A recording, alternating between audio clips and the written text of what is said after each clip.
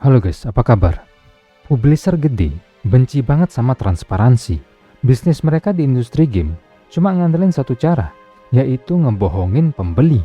Tiap tahun, mereka rela bakar duit ratusan juta dolar buat bikin trailer CGI super realistis. Mereka juga bayar mahal para influencer buat promosiin gamenya, sekaligus nerapin aturan embargo sampai hari rilis. Taktik ini sengaja dibikin biar hype-nya maksimal dan kalian langsung beli di hari pertama pakai harga penuh. Mereka pengen kalian buru-buru ngeluarin duit sebelum sadar kalau gamenya ternyata rusak dan banyak bug. Di hampir semua platform, strategi kotor ini berhasil. Kalau kalian main di konsol, kalian nggak bakal nemu data jumlah pemain aktif. Sistem rating mereka sengaja dibikin nggak jelas karena cuma pakai bintang doang. Sebagai pembeli, kalian susah banget buat tahu reaksi asli gamer lain saat itu juga. Semuanya sengaja ditutup-tutupin, biar duit publisher tetap aman. Beda ceritanya kalau di Steam. Semua trik marketing mahal publisher langsung hancur pas gamenya rilis. Steam ngasih lihat semuanya. Kalian bisa mantau data pemain aktif. Saat itu juga, kalian bisa baca review, lengkap sama info berapa jam orang itu udah main pas nulis reviewnya.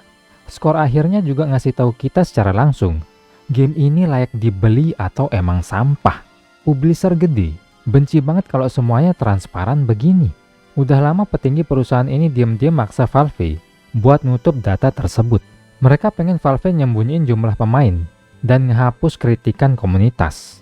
Intinya, mereka mau ngilangin fitur yang nguntungin kalian sebagai pembeli. Tapi untungnya, Valve nggak mau disetir. Mereka selalu nolak permintaan itu dan milih tetap berpihak ke gamer. Sebelum kita ke pembahasannya, buat kalian yang belum subscribe dulu dan nyalain notifikasinya supaya kalian gak ketinggalan video-video dari aku. Dan kalau kalian tertarik dukung aku lebih, kalian juga bisa join YouTube membership. Oke, kita lanjut. Sekarang coba kita lihat platform yang jadi tempat favorit para publisher. Epic Game Store adalah contoh paling cocok. Pas awal rilis aja, Epic sengaja nggak ngasih fitur review buat gamer. Tujuannya jelas, cuma buat ngelindungin developer sama publisher dari kritikan gamer. CEO Epic, Pak Tim, pernah ngomong kalau mereka pengen ngasih opsi buat developer buat matiin review supaya nggak kena review bombing. Alasannya emang dibikin seolah-olah ngelindungin developer, tapi aslinya itu cuma tameng. Coba aja kalian lihat, sampai sekarang sistem rating di Epic masih ampas. Mereka cuma ngandelin pop-up survei acak yang tiba-tiba muncul. Nggak ada yang namanya kolom review transparan yang bisa kalian baca bebas buat ngecek gamenya rusak atau enggak. Semuanya dibikin tertutup biar publisher bisa santai jualan game cacat tanpa takut dikritik langsung di halaman tokonya. Ekosistem tertutup kayak konsol dan Epic emang didesain jadi tempat aman buat publisher. Kalau nggak ada review jujur, iklan dan marketing yang pegang kendali penjualan, publisher bebas rilis game cacat dan ngumpulin duit dari pre-order sambil nyembunyiin kondisi aslinya berminggu-minggu. Sistem refund di PlayStation dan Xbox juga jelek dan ribet. Beda sama Steam, main di bawah 2 jam atau kurang dari 14 hari, kalian bisa langsung refund. Steam langsung motong model bisnis kotor ini.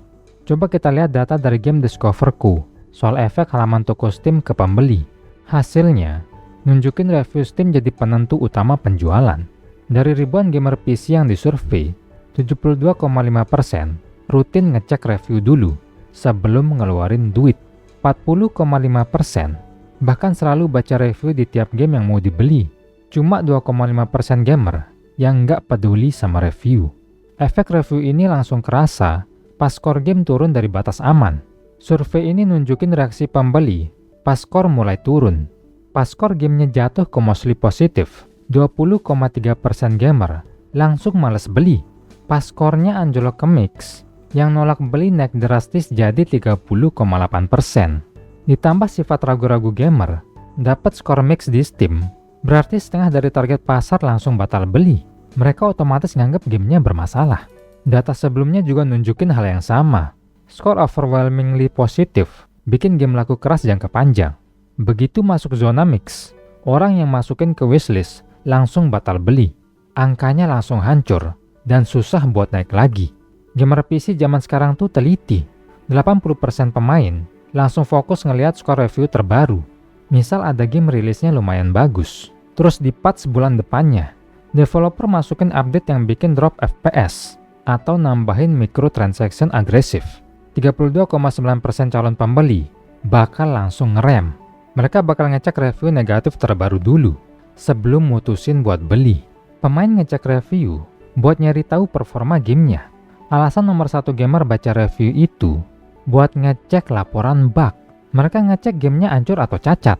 Ini alasan kenapa Valve ngasih fitur baru yang ngizinin pemain masukin spek PC mereka langsung di review. Kalau ada orang protes gamenya nge-lag, kalian bisa langsung lihat spek PC-nya. Fitur ini langsung matahin alasan klasik publisher gede yang sering nyalahin spek PC gamer kalau gamenya nggak optimal. Sekarang, semuanya transparan. Transparansi Valve berlanjut ke aturan baru yang bikin developer pemalas panik. Valve ngeluarin kebijakan ketat yang mewajibkan semua developer ngasih label peringatan di halaman toko kalau mereka pakai AI buat gambar, suara, atau teks.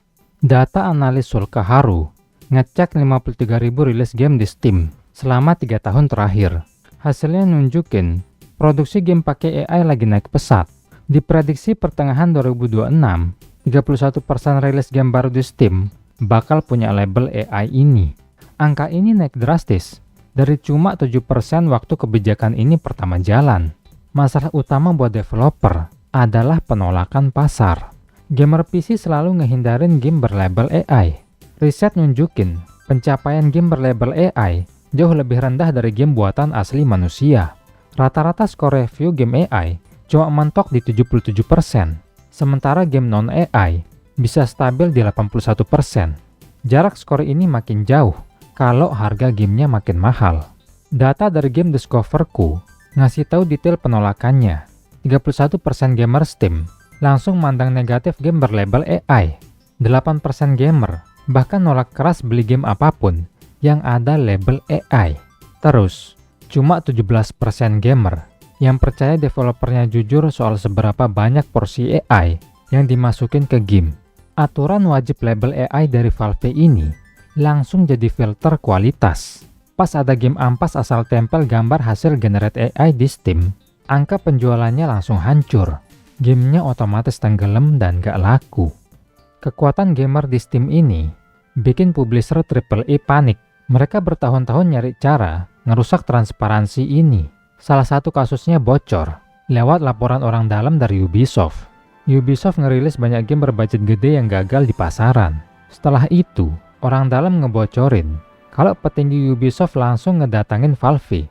Mereka minta Valve ngebatasin atau matiin data jumlah pemain aktif publik. Alasannya jelas. Fitur kayak SteamDB atau Steam Charts ngambil data langsung dari API publik Steam. Situs-situs ini buka-bukaan data pemain secara live ke seluruh dunia 24 jam. Steam sendiri juga punya chart resmi buat nunjukin game apa yang lagi rame dimainin. Petinggi Ubisoft ini ngabisin duit ratusan juta dolar dari dana investor.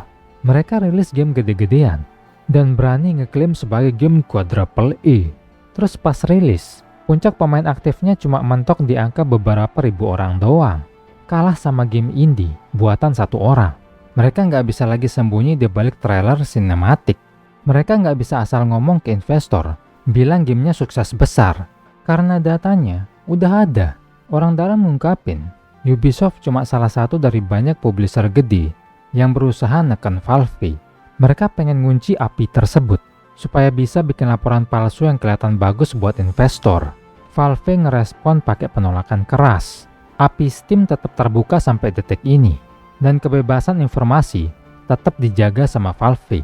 Waktu publisher gede sadar nggak bisa maksa Valve nyembunyiin data, beberapa langsung main kotor. Di tahun 2018, ada publisher namanya Incel Games ketahuan ngasih perintah ke karyawannya buat nulis review positif secara paksa di Steam, biar skor gamenya naik. Di artikel PC Gamer yang judulnya, Valve hapus game publisher dari Steam karena manipulasi skor review. CEO Incel Games nyuruh stafnya beli game mereka sendiri dan nulis review positif secara paksa. Valve langsung tindak tegas manipulasi ini. Mereka ngeban publisher Incel Games permanen dan hapus semua game dari katalog mereka di Steam. Valve nggak main-main soal manipulasi review. Kelakuan publisher emang suka playing victim. Mereka sering ngeluh ke Valve soal review bombing. Mereka nuntut Valve hapus review negatif. Valve kadang dengerin keluhan ini, tapi cara Valve nyelesain masalahnya tuh beda. Valve nolak ngehapus review pemain. Valve selalu berpegang pada prinsip kalau review itu penting banget buat calon pembeli. Sebagai gantinya, Valve masukin fitur grafik di halaman review buat nunjukin lonjakan aneh. Mereka bikin sistem otomatis buat misahin periode kemarahan pemain sama review yang nggak nyambung sama gamenya. Valve juga benerin sistem bahasa biar review bom dari negara tertentu nggak ngerusak tampilan utama di wilayah lain. Poinnya adalah kalian tetap bisa lihat semua datanya. Walaupun sistem Valve udah misahin review yang nggak nyambung, review dari gamer itu nggak pernah dihapus. Kalian tetap bisa baca semuanya dan nilai sendiri kenapa gamer ngamuk ke game tersebut. Prinsip Valve itu konsisten, kasih data dan konteks yang jelas, dan jangan pernah sembunyiin kebenaran dari pembeli. Aturan pasar di Steam emang keras. Kalau kalian cek review pemain, data pemain aktif, spek PC, dan label AI di satu halaman toko, semuanya kelihatan jelas. Pengen sukses jualan game PC di Steam jangka panjang, nggak bisa cuma modal hype sama trailer CGI doang. Developer wajib bikin game yang benar-benar bagus. Valve otomatis jadi filter kualitas buat game-game ampas. Publisher gede bakal terus protes minta data ini ditutup. Mereka bakal terus maksa buat ngehapus angka pemain publik. Mereka pengen ngebungkam sistem review buat nutupin kebohongan. Kalau kalian cek halaman Steam sekarang dan baca review paling atas di game apapun, itu review dari gamer asli, entah positif atau negatif. Review itu ditulis sama orang yang ngeluarin duit dan main gamenya. Jelas beda sama review jurnalis game abal-abal yang udah dibayar sama publisher. Valve nahan semua data ini terbuka karena mereka tahu aset berharga dari sebuah toko game itu rasa percaya dari gamer. Kalau gamer tahu Valve nggak nyembunyiin game rusak dan nggak belain game AI, gamer bakal tenang belanja di Steam. Jadi kesimpulannya gimana? Keterbukaan informasi di Steam udah jadi tamparan keras buat petinggi perusahaan game. Mereka nggak bisa lagi nipu pembeli cuma modal trailer bagus. Sistem ini maksa developer buat ngerilis game yang emang pantas dapat duit kita. Buat gamer PC yang udah muak dibohongin, fitur transparansi Steam jadi senjata andalan dan fitur terbaik di industri game buat ngelindungin uang kita dari publisher serakah. Oke, mungkin segitu aja dari aku. Gimana menurut kalian guys? Apakah kalian setuju sama langkah Valve yang nolak tunduk sama publisher gede? Tulis pendapat kalian di bawah. Kalau kalian suka video kayak gini, jangan lupa like dan subscribe, dan cek videoku yang lain. Semoga kalian menikmati videonya, and see you guys next time. Peace!